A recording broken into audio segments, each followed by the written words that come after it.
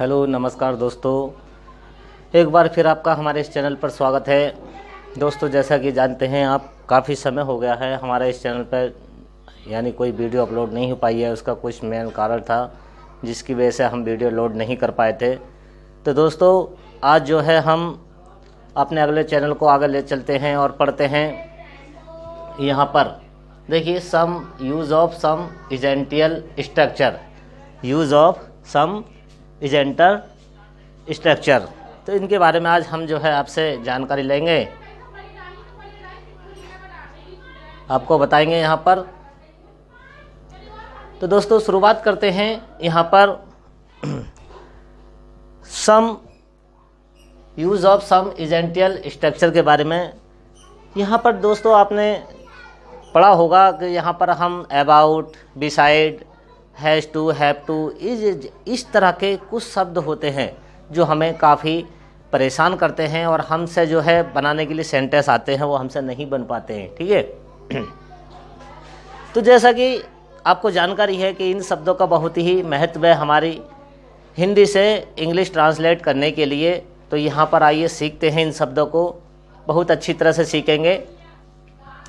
देखिए, use of some essential structures, पहला दे रखा है beside, besides, instead of, about to, have to, has to, had to, begin to, use to, how to, go on, keep on. इन शब्दों का प्रयोग हमारी स्टोरी में भी अधिक महत्वपूर्ण स्थान रखता है। जब हम स्टोरी बनाते हैं तो भी ये अपना ही अलग स्थान रखता है स्टोरी बनाने के लिए। तो देखिए, यहाँ पर सबसे पहले हम देखते हैं बिसाइड। यहाँ पर सबसे पहले जो शब्द दे रखा है हमारा बिसाइड दे रखा है। और बिसाइड का देखिए हिंदी जो अर्थ होता है निकट, पास या बगल में। क्या होता है? निकट, पास या बगल में, इसका ये जो है अर्थ होता है। ठीक है। एग्जाम्पल देखें, Mahesh seat beside me, Mahesh seat beside me, मतलब महेश मेरे पास में बैठता है या बैठा है। ठीक है, महेश मेरे पास में बैठा है। इस तरह से बिसाइड्स, बिसाइड्स का जो हिंदी अर्थ होता है वो होता है अतिरिक्त। क्या होता है? अतिरिक्त। इसका प्रयोग उस समय होता है जब एक वस्तु के अतिरिक्त दूसरी वस्तु का भी प्रयोग किया जाए। यानी एक वस्तु क्या दोबारा सुन लीजिए इसे। अर्थ क्या है? अतिरिक्त। इसका प्रयोग उस समय होता है जब एक वस्तु के अतिरिक्त दूसरी वस्तु का भी प्रयोग किया जाए। जब अतिरिक्त भी का भाव प्रकट हो तब बिसाइड्स का प्रयोग हम करते हैं। मतलब कहने का है अतिरिक्त, यानी एक चीज़ हम यूज कर रहे हैं और उसके साथ में हम दूसरी चीज़ भी यूज करें तब हम वहाँ पर बिसाइड्स का प्रयोग करेंगे। बिसाइड और बिसाइड में बस एस का अंतर है। देख लीजिए यहाँ पर, देखिए ये बिसाइड है और ये बिसाइड्स, मतलब इनमें क्या है? केवल एस का अंतर दिया हुआ है। अगर एस लगा दिया अतिरिक्त हो गया, एस हटा दिया क्या हो गया? एस हटाने पर निकट या पास का अर्थ हमारा यहाँ पर प्रकट करता है। देख लीजिए यहाँ पर एग्जाम्पल है, हमने चावल के अतिरिक्त फल भी खाए, हमने चावल के अतिरिक्त फल भी खाए। Be ate fruits beside rice, be ate fruits besides rice. तो देखा आपने यहाँ पर इन शब्दों का अपने आप में कितना महत्व है। हमने यहाँ पर दो शब्द किए हैं, पहले आप इसका स्क्रीनशॉट लीजिए या ऐसा नोट कर लीजिए, फिर हम आगे चलते हैं।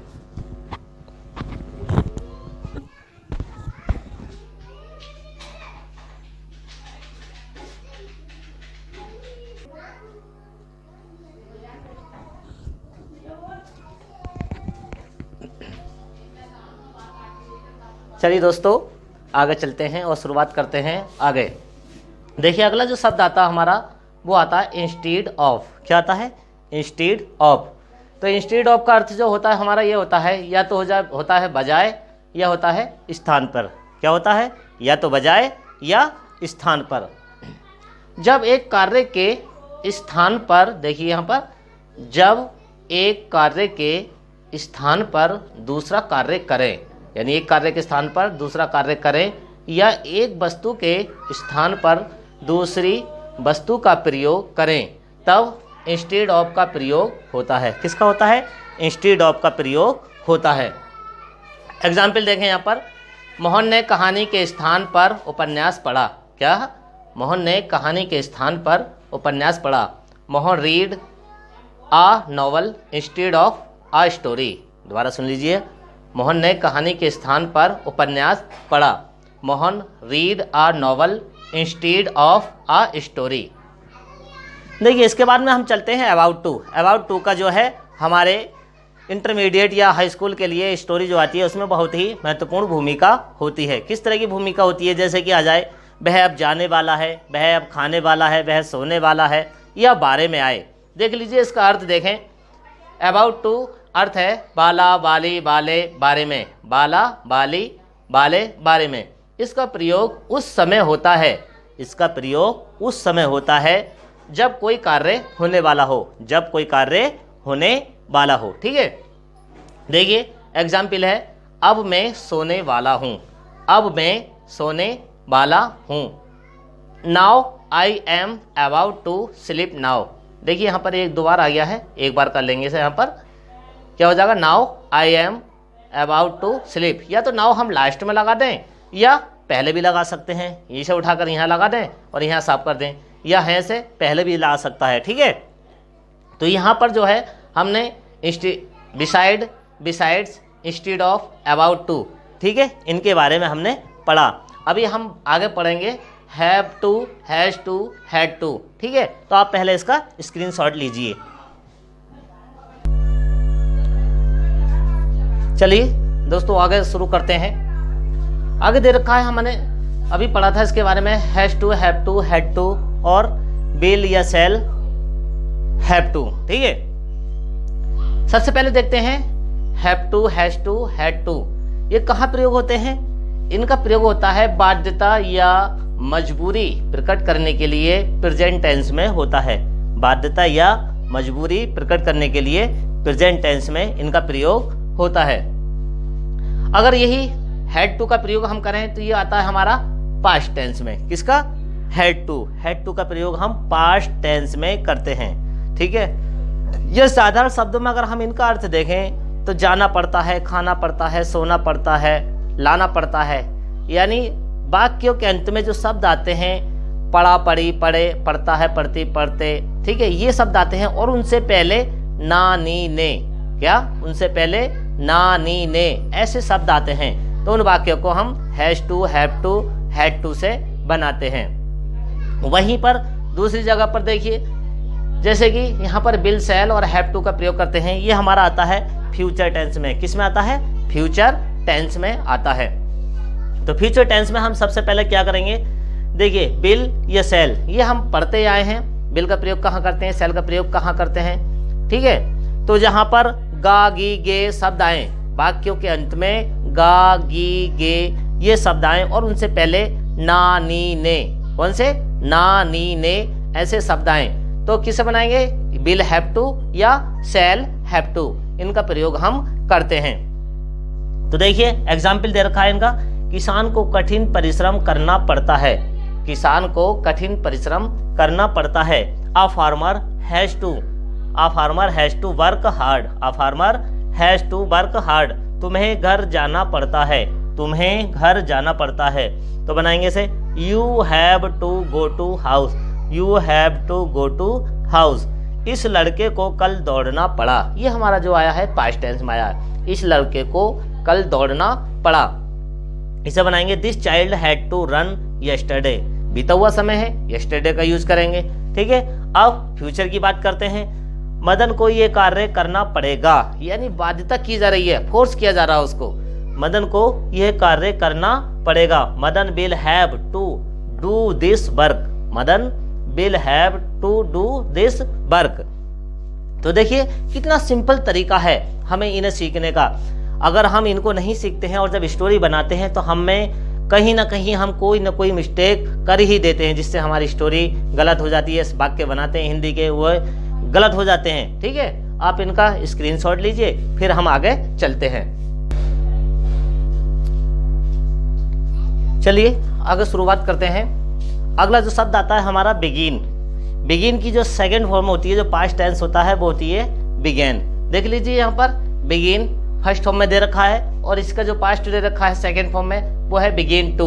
दोनों के साथ ही हम वर्ब की फर्स्ट फॉर्म का यूज करते हैं। किसी कार्य को आरंभ करने के लिए हमें बिगिन या बिगेन टू का प्रयोग करना पड़ता है। अगर पास्ट में है तो हम बिगेन टू करेंगे और प्रेजेंट में है तो बिगिन्स या बिगिन का ही प्रयोग कर देते हैं। ठीक है, तो चलिए शुरुआत करते हैं इसकी और देखते हैं कहाँ पर इनका यूज किया जाता है। देखिए, बिगिन या बिगिन टू का अर्थ जो होता है आरंभ करना या शुरुआत करना होता है। किसी काम को आरंभ करना या शुरू करना होता है। कार्य आरंभ करने के लिए इसका प्रयोग हम करते हैं। इसका प्रयोग उस समय करते हैं जब किसी परिस्थिति में कोई कार्य एकदम आरंभ कर दिया जाए। हम कहने का मतलब है कोई परिस्थिति है और हमें कार्य आरंभ करना है तो उसके लिए हमें बिगिन या बिगेन टू का प्रयोग करना होगा। एग्जाम्पल देखें, तब बच्चे ने रोना आरंभ कर दिया। तब बच्चे ने रोना आरंभ कर दिया। Then the child began to, देखिए पास्ट का है तो began to the child, then the child began to weep. अब अगला जो शब्द आता है हमारा यूज टू। देखिए, यूज टू का अपने आप में बहुत ही महत्व है। यूज टू का प्रयोग हम वहां पर करते हैं जहां पर कोई पास्ट में यानी बीते हुए समय में कोई आदत प्रकट होती है। ठीक है, किस तरह से, जैसे मैं पिछले साल घूमने जाया करता था, पिछले साल मैं अपने पिता के साथ बाजार जाया करता था, वहां पर इन शब्दों का हम प्रयोग करते हैं। तो देखिए, यूज टू का प्रयोग हम करते हैं, उसके स्थान पर आजकल जो है मॉडर्न इंग्लिश में वुड का भी प्रयोग होने लगा है। हम यूज टू का प्रयोग न करके अधिकतर जो है मॉडर्न इंग्लिश में वुड का प्रयोग करने लगे हैं। तो पहले इसका नियम देखें आप। देखिए, यूज टू पास्ट टेंस में आदत या व्यवहार प्रकट करने के लिए यूज टू का प्रयोग करते हैं। पास्ट टेंस में आदत, या तो आदत हो या व्यवहार हो, अब उसको हम प्रकट करते हैं तो किसका प्रयोग करते हैं? यूज टू का प्रयोग करते हैं। देखिए एग्जाम्पल, पिछले साल हम पार्क में खेला करते थे। पिछले साल यानी हम पिछले साल की जब बात चल रही है तो आदत प्रकट हो रही है। पिछले साल हम पार्क में खेला करते थे। Last year we use to play in the park. Last year we use to play in the park. देखिए, अब यूज टू की जगह अगर हम वुड का यूज कर दें, WOULD वुड का यूज कर दें, तभी हमारा कोई अर्थ में डिफरेंट नहीं होगा। ठीक है, आजकल हम अधिकतर इसका ही यूज करते हैं। देखिए, अथवा last year we would play in the park. Last year we would play in the park. तो दोस्तों देखिए, जैसे कि धीरे धीरे हम पढ़ते चले जा रहे हैं आगे और आगे हम जो है अच्छा एक कंसेप्ट तैयार कर रहे हैं। ठीक है, एक कंटेंट अच्छा तैयार कर रहे हैं जिससे कि आपको बेहतर से बेहतर हम वो क्लास दे सकें जो आपके आने वाले फ्यूचर में कामयाब हो सके या आपके कामयाबी के रास्ता बना सके। ठीक है, पहले आप इसका स्क्रीनशॉट लीजिए, फिर हम आगे चलते हैं। चलिए दोस्तों, अगले शब्दों पर चलते हैं हम। अगले जो शब्द है हमारे, देखिए पहले है हाउ टू, फिर दे रखा गो ऑन, कीप ऑन। पहले हाउ टू के बारे में बात करते हैं। किसी कार्य को हम सीखने या समझने के लिए जो ढंग तैयार करते हैं उसके लिए हम हाउ टू का प्रयोग करते हैं, और हाउ टू के साथ भी हम वर्ब की फर्स्ट फॉर्म का प्रयोग करते हैं। ठीक है, देखें हाउ टू किसी कार्य को सीखने या करने के ढंग को प्रकट करने के लिए, या तो किसी कार्य को हम सीखते हैं या उसे करते हैं, उसके ढंग को प्रकट करने के लिए हाउ टू का प्रयोग करते हैं। ठीक है, जैसे कि एग्जाम्पल देखें, मुझे तैरना नहीं आता है। मुझे तैरना नहीं आता है। देखिए, निगेटिव की बात चल रही है तो हम निगेटिव से बनाएंगे, जाहिर सी बात है। मुझे तैरना नहीं आता है, इसका मतलब है मैं नहीं जानता हूं कि कैसे तैरा जाता है। मैं नहीं जानता हूं कि कैसे तैरा जाता है। देखिए, मुझे तैरना नहीं आता है तो इसका अर्थ मैंने बताया, मैं नहीं जानता हूं। I do not no.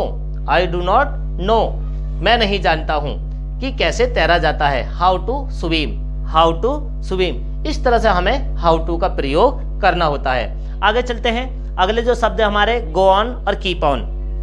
देखिए, गो ऑन की जो सेकंड फॉर्म होती है वो होती है बेंट ऑन। क्या होती है? Bent on. और कीप ऑन की जो सेकंड फॉर्म होती है वो होती है केप्ट ऑन। क्या होती है? Kept on. दोनों में ही डिफरेंट है, हल्का डिफरेंट है, कोई ज्यादा नहीं है। देखिए, पहले इसका अर्थ समझ लिए। लगातार कार्य करने के लिए इनका प्रयोग करते हैं। जो लगातार कार्य हमारे चलते रहते हैं, कार्य समाप्त ना हो, वे खेलते रहे, वे पढ़ते रहे, वे सुनते रहे, वे जागते रहे, मतलब कार्य हमारा जारी रहता है। जब कार्य जारी रहता है तो हम क्या करते हैं? या तो बेंट ऑन का प्रयोग करते हैं, गो ऑन बेंट ऑन, या कीप ऑन केप्ट ऑन। ठीक है, अब इनका प्रयोग हमें किस तरह से करना है? देखिए अगर समय नहीं दिया है तो हमें वेंट ऑन या गो ऑन का प्रयोग करना ही होगा। किस तरह से, देखिए वे अपना कार्य करते रहे, मतलब इसमें कोई समय नहीं दिया है, ठीक है। तो बनाएंगे से they went on doing their work, they went on doing their work. अब देखिए किसी में समय दिया हो तो वहां पर क्या करेंगे, कीप ऑन या केप्ट ऑन। वे लड़के शाम तक पढ़ते रहे, देखिए टाइम दे रखा है शाम तक, वे लड़के शाम तक पढ़ते रहे। देखिए तो यहां पर बनाएंगे इसको, those boys kept on reading till evening, those boys kept on reading till evening. तो ये जो आज हमने कुछ महत्वपूर्ण स्ट्रक्चर्स पढ़े हैं और इन स्ट्रक्चर को आप अच्छी तरह से देख ही लीजिए, वीडियो को बार बार रिवाइज कीजिए, आपको तुरंत ही समझ में आ जाएगा। तो दोस्तों आज मैं एक महत्वपूर्ण सूचना आपको ये देना चाहता हूँ। आज है 31 जुलाई 2021 और जो आज हमारा हाई स्कूल और इंटरमीडिएट का जो है रिजल्ट आउट होने वाला है, ठीक है। हाई स्कूल और इंटरमीडिएट का रिजल्ट आउट होने वाला है। आप अपनी सरकारी वेबसाइट पर जाकर अपना रोल नंबर रजिस्ट्रेशन डालें और अपने रिजल्ट को अच्छी तरह से देखें। आप सभी जानते हैं जो हमारे शिक्षा मंत्री हैं माननीय दिनेश शर्मा जी, उन्होंने कुछ कागजी कार्रवाई की वजह से इसको अभी रिजल्ट को रोक रखा था, मगर आज उसको डिक्लेयर करने में है जा रहे हैं। जो आज क्लियर रिजल्ट हो जाएगा, हमारे बच्चे जो हैं जो हाई स्कूल इंटर के हैं बेसब्री से उसका इंतजार कर रहे थे, ठीक है। ये आपके लिए बहुत ही महत्वपूर्ण सूचना है। आप अपने रिजल्ट को देखिए और खुशी का अपने परिवार या मित्रों में इस खुशी का इजहार करें, ठीक है। तो दोस्तों आज जो हमने पढ़ा है महत्वपूर्ण स्ट्रक्चर के बारे में पढ़ा है, कल हम फिर एक नए टॉपिक के साथ में फिर उपस्थित होंगे। तो कल तक के लिए दीजिए इजाजत। नमस्कार, जय हिंद।